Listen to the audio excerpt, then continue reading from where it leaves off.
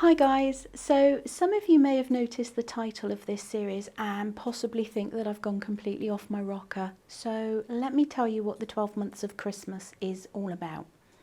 Every year in our household we make gift baskets which we give to family, friends and neighbours at Christmas.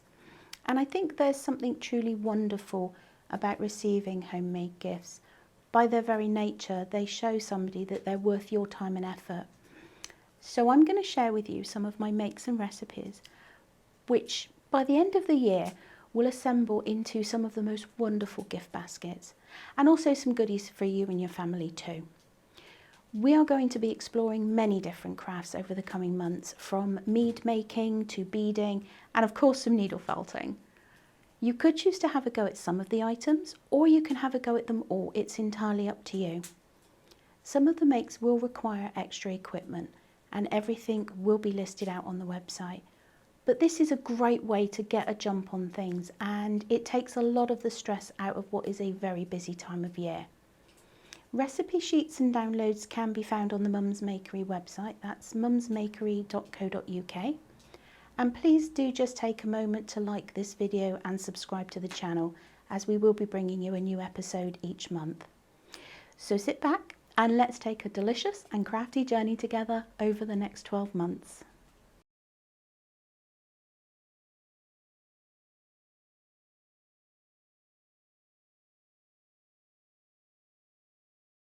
Hi guys, and welcome to another episode of the 12 months of Christmas. In this one we are going to be making one of my absolute favourites, which is hot chocolate. I have been making this for so many years now. I do believe it was based off of a Jamie Oliver recipe, but honestly I can't remember. But it is the most amazing hot chocolate. I don't actually like hot chocolate, but this is something that I just absolutely adore. And we go away in the camper van, and 3 o'clock in the morning when we get up to go look at the stars, this hot chocolate is what keeps those cold winds at bay. It is an absolute dream to make. It's so easy. There's a few ingredients which you'd probably think, it's hot chocolate, what else do you need? But it's going to make it such a special treat. If you are like me, I tend to make it on batch, and this is what I'm going to do today. There is a scaled down recipe, and this is the scaled up one. This is what I make to go in my Christmas baskets, and I usually end up making at least 2 batches of this. When you give it in your Christmas baskets, you've got a couple of options, and I'm going to go through that with you at the end. And then there's going to be a little bit of a bonus footage as I show you how to make the most perfect mug of hot chocolate. I'm going to give you both the scaled down recipe and the scaled up recipe ingredients. For this recipe you are going to need, you want chocolate powder. If you're doing it in bulk you want 300 grams. If you're doing a small batch you want 60 grams. Corn flour, 300 grams for a bulk batch, 60 grams for a single batch. Icing sugar, which is sifted, 225 grams for your large batch, or 45 grams for a single batch. Then we're going to add in some Horlicks. That's 175 grams for a large batch, or 35 grams for a small batch. Salt, 1/4 teaspoon for a large batch, or a pinch for a small. Cinnamon, 1/2 teaspoon for a large batch, and again a pinch for a small batch. You can adjust the cinnamon and salt obviously to your taste. Then you're going to want grated chocolate. If you're making the large batch you want 500 grams, so that's 5 of the 100 gram bars of milk chocolate, and I'm using the Asda's own brand. If you're making a small batch, then a single bar, 100 grams. In addition to that, if you are going to have it for yourself, or indeed you are going to gift it, some extra little mini marshmallows and some extra grated chocolate as well. So this is everything in a big bowl type of a mix. Now the ingredients that I've got in front of me is for making the large batch, and I'm going to start by putting in my hot chocolate powder. The one I'm using is just Cadbury's hot chocolate. Next in, I'm going to pop the corn flour.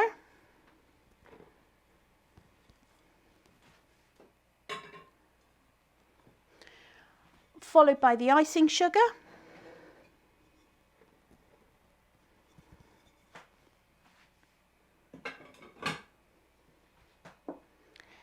And then the Horlicks.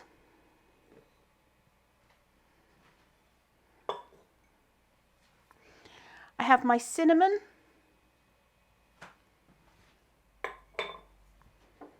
And my salt. And I'm going to start just by using a whisk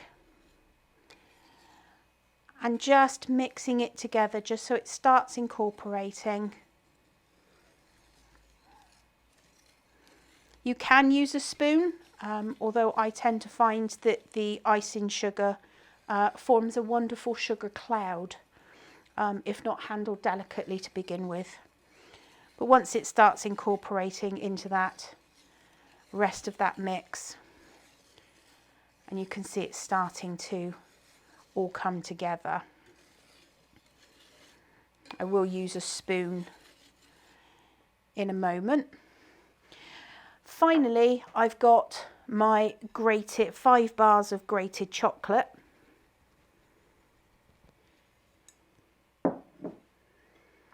And again, I'm just going to start mixing that in, first off with a whisk. And just gently mix it all together. I mean, this is quite a sizable bowl. And now just go in with a spoon, turn it all over from the bottom and just make sure that everything is really well mixed. Oh, the smell is so lovely. And if you want more cinnamon or less cinnamon, you can obviously add, you know, your favourite sort of spices. You might want a little nutmeg in there. You know, you can really take this recipe and make it your own. I would make up a small batch and then try it out. See what you think and then make it up for your baskets. I give all of the gift baskets to neighbours and friends and family, and they absolutely love the hot chocolate. There's a couple of ways that you can package this for your gift baskets. I've got a large Kilner jar of the hot chocolate mix, and this is what we keep at the house because everybody absolutely loves it. You can gift into a little sort of clip chop jar if you want to give a slightly bigger portion to someone, or you can use those cone-shaped candy bags, and I'm going to show you how to make those up right now and make them look all lovely. So I've gone ahead and filled up my clip top jar, and the way that I would gift this is a nice jar full of the hot chocolate mix, one of these cellophane cones full of mallows, and you could put some grated chocolate in another one, or you can give a twirl or a flake, however you want to do that. You will, you know, if you are doing an extra cone of grated chocolate, then that's probably another bar of chocolate that you will have to grate up. And grating it can be quite time consuming and it can make your arm ache. So I opted for just giving a twirl, or you can buy these chocolate curls. They're a little bit more expensive, but that will also save you the labor intensive grating of a chocolate bar. So however you want to do that. So that's the gift that you would give somebody if you wanted to give perhaps for a whole family, or somebody who just absolutely loves this chocolate. The other way to gift the chocolate is in a single portion cone like this. And I'm going to show you how to make that up now. To start off with, I use these cellophane cone bags. Just open it up and pop it into a tall glass. Turn back the top edge and you'll find that that will keep it nice and open for you. This spoon measure is the equivalent of 4 teaspoons, and I'm going to go in with 2 really heaped spoons of that chocolate mix, like that. Once you've got your chocolate mix in, I'm going to add in these chocolate curls because they save time. Pop some chocolate curls or grated chocolate on the top so you've got a nice layer on top of your hot chocolate mix. And then finally go in with some of the mallows, like so. And this just creates a really nice way to present a single portion. Twist the top, seal it with a twist tie. Now, if you are like me, I will end up making maybe somewhere in the region of about 40 or 50 of these single portion cones for various gift baskets. And one of the things that helps me save some time is I have a neck sealer, and it's just a sort of a tape dispenser where you push this part down through and it seals it with a little tick of tape. A lot of these cone type packets come with little pull bows, so once you've got your tape on or your twist tie, you can pop on one of those little pull bows and it just makes it that much more festive. Don't get me wrong, this is absolutely gorgeous pretty much at any time of year, but it is such a lovely, lovely treat to get in your Christmas basket. So that's it for the hot chocolate. You have a couple of ways to package it, to gift it for your baskets. Do stick around for a minute or two at the end of this particular show because there is a little bonus that I'm adding on at the end for you. Thank you so much for spending your time with me. I do hope that you enjoy this hot chocolate as much as me and my family. But for now, we'll see you in the next show. So this is just a little sort of bonus add-on to the making hot chocolate mix in this episode. And I'm going to show you how I make up the hot chocolate. The nice thing about this particular recipe is that if you add more of the powder into your mix, you can make it thicker and thicker and thicker. That's the bonus of the corn flour.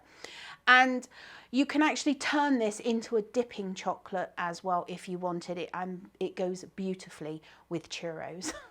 But I'm going to show you how to make a beautiful cup of this hot chocolate.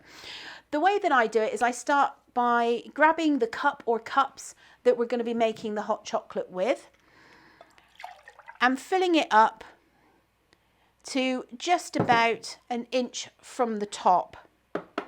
Once you've got that, pour your milk into your pan.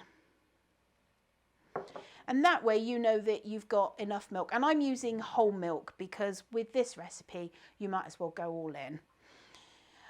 I'm going to bring the milk up to temperature. So as it's starting to warm, I'm going to go straight in and add the powdered mix right now.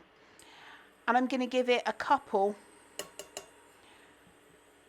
of really good heaped measures. Now this measure, as featured in the show, is about 4 teaspoons, and I'm putting in a couple of massive heaped ones of this measure. But I'm going to go in with just a little bit more because that particular mug is a little more on the large side than most normal mugs. So I'm going to add in a little bit more and just start mixing it around. You want to incorporate all of this powder into the milk. You can see that all of the powder is now starting to mix into the milk, and all of the grated chocolate is all on the surface.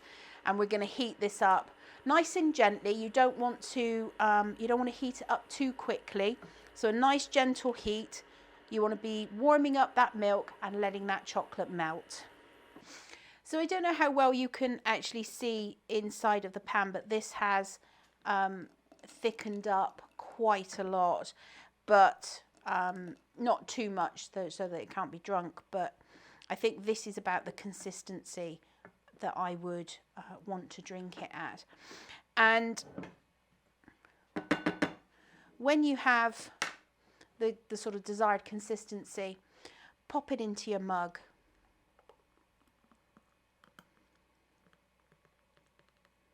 Oh, look at that. It smells so good. And then to finish it off, just go in with some squirty cream. Grab a few of those mallows, and then a final sprinkling of chocolate curls. And that is the most amazing cup of hot chocolate that I think you're going to have, and I can't wait to see if you like it as well. So that's how I make my hot chocolate. If you want to make it a dipping chocolate for dipping little donkey cakes or churros, things like that, then just put in double the amount of powder to the same amount of milk, and you will get a very, very thick, it won't set, but it will be a very, very thick dipping chocolate as well. So that's the little bonus for how to make up the hot chocolate to enjoy all of its wonderful goodness. Thank you so much for spending your time with me for now, but I will see you in the next show.